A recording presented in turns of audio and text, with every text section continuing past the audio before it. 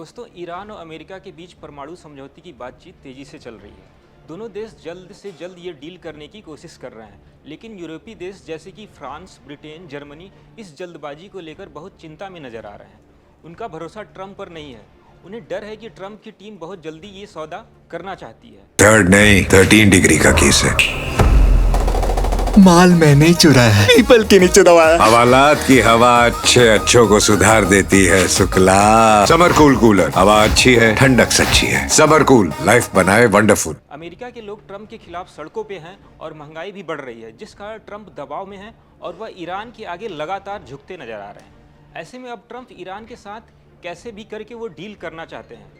यूरोपीय देशों को डर है कि ये डील आगे चलकर बहुत बड़ी समस्या बन सकती है।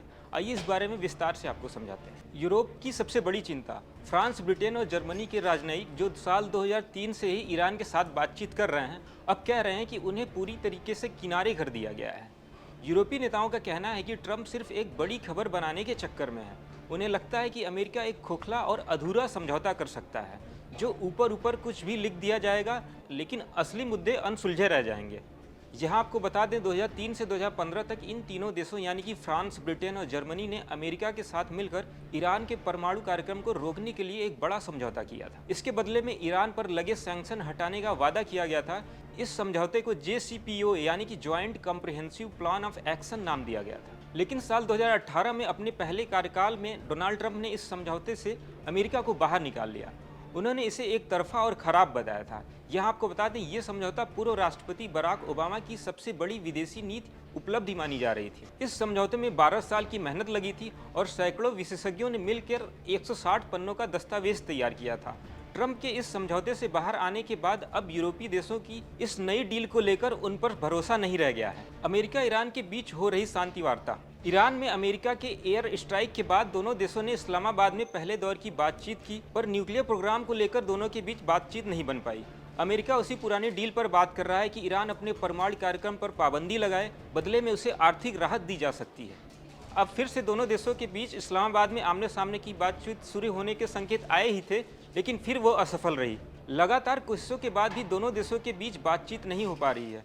युद्ध को लेकर दोनों के बीच एक गहरा अविश्वास पनप गया है। ऐसे में अगर शुरुआत में समझौता भी हो जाता है तो ईरान और अमेरिका की बयानबाजी कम नहीं हो रही है, जिससे ये डील टूटने का खतरा हमेशा बना रहता है। सबसे बड़ा मुद्दा ईरान का यूरेनियम स्टॉक। ईरान के पास अभी भी 440 किलोग्राम यानी कि 60% इनरिच्ड यूरेनियम है। इसे थोड़ा और शुद्ध करके परमाणु हथियार बनाने के लायक बनाया जा सकता है। अमेरिका चाहता है कि ईरान ये सारा स्टॉक या तो नष्ट कर दे या बाहर किसी सुरक्षित देश में भेज दे। ईरान के परमाणु कार्यक्रम पर समझौता करना इतना आसान नहीं होगा, क्योंकि सबसे बड़ी चुनौती ये है कि ईरान अपना इनरिच्ड यूरेनियम कहाँ छिपा रखा है। इसकी सटीक जानकारी किसी के पास नहीं है। हमलों के बाद उसके पास कितना यूरेनियम बचा है और कितना नष्ट हो चुका है, किसी को नहीं पता है। इन हर छोटी छोटी बातों पर दोनों पक्षों के बीच विवाद कभी भी खड़ा हो सकता है, जो पूरी बातचीत को किसी भी वक्त पटरी से उतार सकता है। सैंक्शन हटाने का खेल। ईरान चाहता है कि सैंक्शन तुरंत हटाया जाए, वहीं अमेरिका कह रहा है कि पहले परमाणु कार्यक्रम पर रोक, उसके बाद ही आर्थिक राहत उसको मिल सकती है। यूरोप का मानना है कि अगर जल्दीबाजी में कोई एग्रीमेंट हो गया तो आगे तकनीकी और आर्थिक मुद्दे कभी भी नहीं सुलझ पाएंगे। वहीं यूरोप का कहना है कि ट्रंप की टीम, जिसमें स्टीव विटकॉफ और कुशनर जैसे लोग शामिल हैं, को ईरान की राजनीति, परमाणु तकनीक और मध्य पूर्व की जटिलताओं का अनुभव नहीं है, जिससे ये डील सफल ही नहीं हो पाएगी। भारत के लिए क्यों जरूरी है ये डील? दोस्तों, अगर अमेरिका ईरान के बीच कोई भी डील होती है तो उसका सीधा असर तेल की कीमतों, खाड़ी इलाके में स्थिरता और भारत की ऊर्जा सुरक्षा पर पड़ेगा।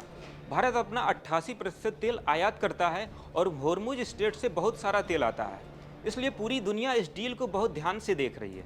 कुल मिलाकर यूरोपीय देश चाहते हैं कि कोई भी समझौता जल्दीबाजी में न हो। उन्हें डर है कि ट्रंप सिर्फ अपनी इमेज सही बनाने के चक्कर में कोई अधूरा और कमजोर सौदा न कर दें, जो आगे चलकर पूरे विश्व के लिए नई मुसीबत बन जाए। आपको क्या लगता है, क्या ईरान अमेरिका के बीच जल्द कोई ठोस डील हो पाएगी, या फिर से ये बातचीत लंबी खिंच जाएगी और नई समस्याएं खड़ी कर देंगी?